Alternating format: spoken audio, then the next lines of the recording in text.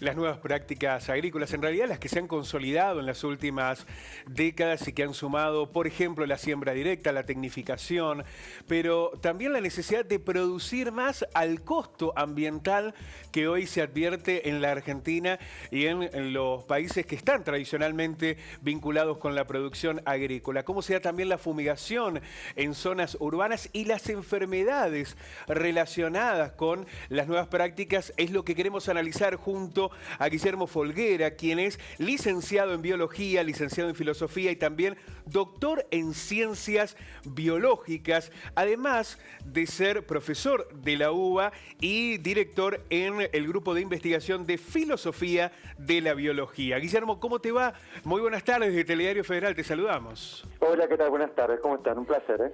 Para nosotros también. Queríamos aprovechar esta oportunidad para consultarte cuál es el impacto que se advierte sobre las prácticas agrícolas que se tienen hoy, la producción, cómo se da en los campos y la realidad social y también sanitaria que se vive en las ciudades. Un tema tan en debate y donde no encontramos esas respuestas.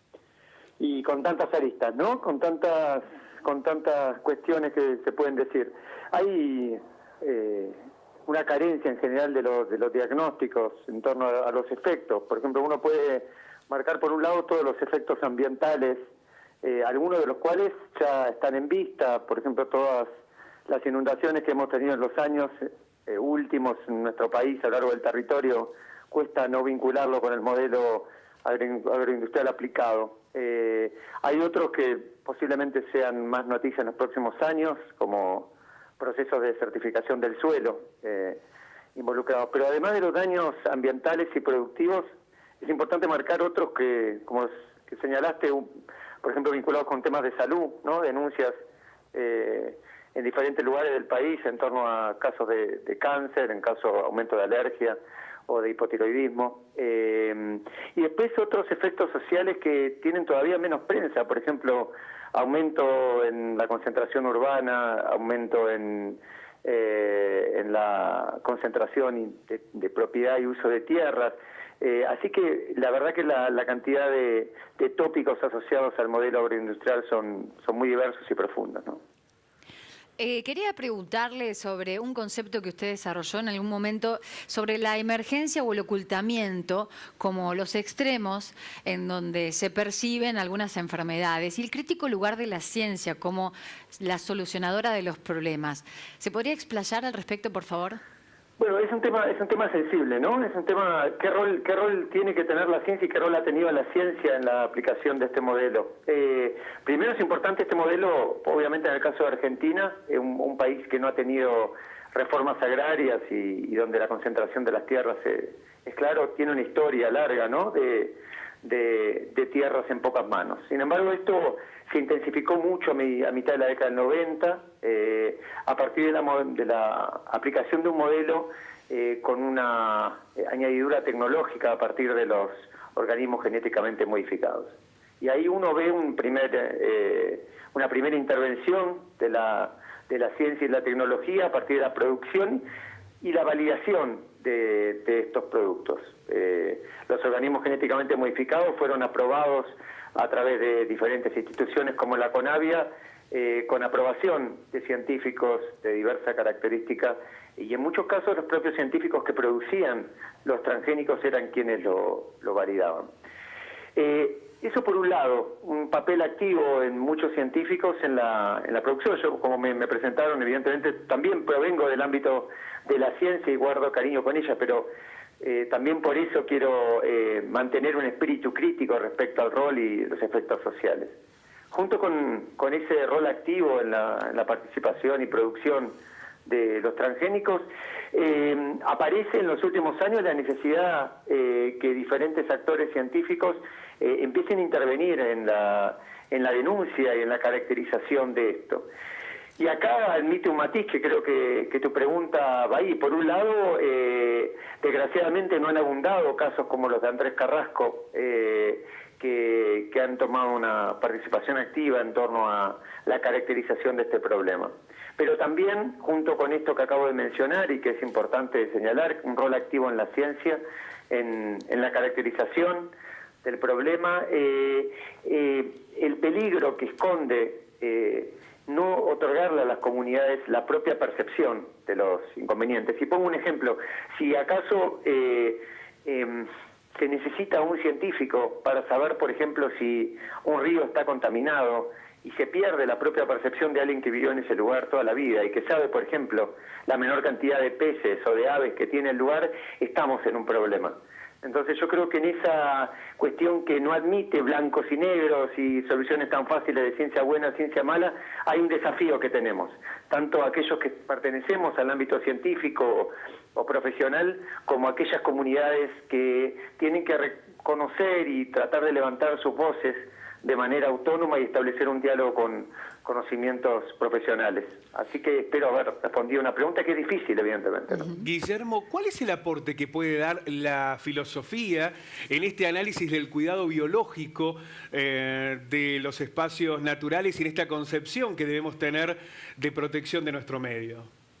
Bueno, es una pregunta interesante y buena. En principio hay la filosofía y la biología lo que puede señalar son, justamente vinculados con la pregunta anterior, tratar de dilucidar qué significa cuando un científico habla. ¿Qué es lo que puede hacer un científico y qué es lo que no puede hacer? ¿Y qué significa un actor científico? Eso por un lado. Por el otro lado, puede habilitar cruces que a veces desde la propia ciencia no se habilitan. Por ejemplo, hacer un cruce entre ciencia y ética. ¿Y qué características tiene que tener el discurso científico compatibles con una ética, por ejemplo, del cuidado común o del buen vivir, ¿no? Una ciencia que garantice o que ayude a que los ciudadanos en nuestro territorio vivan bien y en armonía con la naturaleza. Y el último punto que quizás la filosofía puede proveer es cómo establecer un diálogo en esta difícil tensión que comentaba antes entre un discurso científico y un discurso que no es científico. Y me salgo, por ejemplo, del caso agroindustrial para ir a otro ejemplo y que se entienda del todo lo que acabo de señalar. Cuando la población de Hachal hace poco tuvo que contratar a un hidrogeólogo norteamericano para verificar las contaminaciones de sus ríos, hay un problema. La contaminación del río ya estaba siendo percibida por las poblaciones y el Estado argentino estaba mirando para otro lado.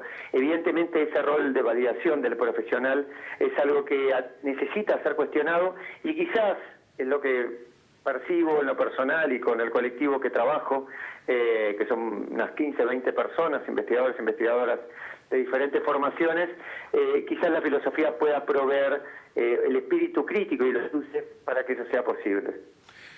Los productores agropecuarios lo que señalan es que el buen uso de los agroquímicos impiden riesgos o de contaminación o de provocación o que puedan provocar algún tipo de enfermedad. Sin embargo, organizaciones ambientalistas advierten sobre las consecuencias que puede tener este tipo de prácticas agrícolas en el corto y mediano plazo. ¿Cuál es su visión sobre este contexto hoy en la Argentina?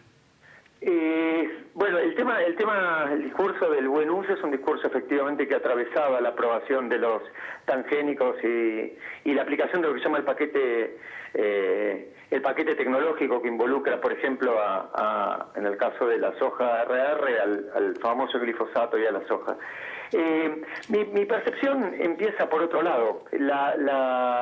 Yo creo que las caracterizaciones nuestras no tienen que arrancar por lo que nos gustaría que sea. Yo creo, o cómo creemos que tendría que usarse algo. Yo creo que tenemos que empezar por lo que efectivamente sucede. Y la verdad que lo que sucede es que desde que se ha implementado este modelo agroindustrial, se han multiplicado casos de cáncer a lo largo de nuestro territorio, casos de hipotiroidismo, alergias crecientes,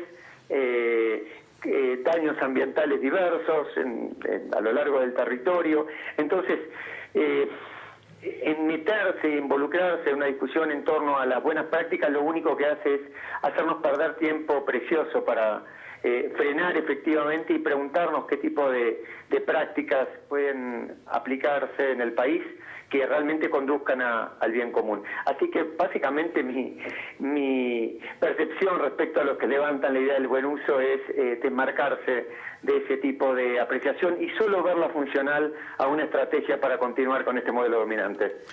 Doctor Guillermo Folguera, le agradecemos muchísimo este contacto, la posibilidad de poner en debate algo que va mucho más allá de tecnicismo, que tiene que ver con la vida de los argentinos y su relación con el medio. Muchísimas gracias. No, yo les agradezco a ustedes, espero haber sido claro.